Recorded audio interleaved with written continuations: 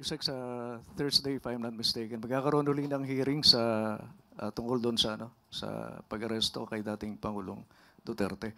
Sa palagay niyo ba, Yusek, malaking tulong ba kung mag-i-invite ang si Senator Amy Marcos ng isang expert para once and for all matuldo ka na yung kine-question doon sa pag-aresto, kung legal ba o hindi legal yung nangyaring aresto kay dating Pangulong Rodrigo Duterte? Mas maganda po talaga na hindi lamang po iisang view ang madinig ni Senator Amy Marcos. Mag-imbita po siya ng mga eksperto pa.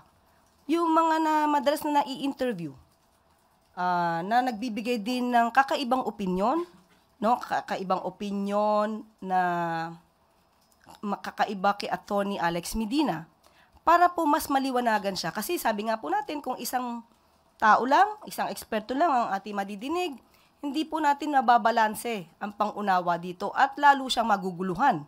Katulad na sinasabi niya, siya nagugulumihanan sa ngayon. So mas mabuti po, ito naman ay suggestion lang.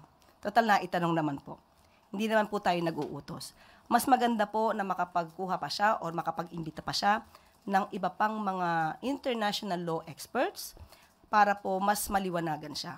Baka nga po sa pamamagitan ng ibang mga international law experts, ibang mga abogado, may mga ibang opinion, ay di na nga niya kailanganin ang ibang mga cabinet members para siya ay makapagbalangkas ng batas.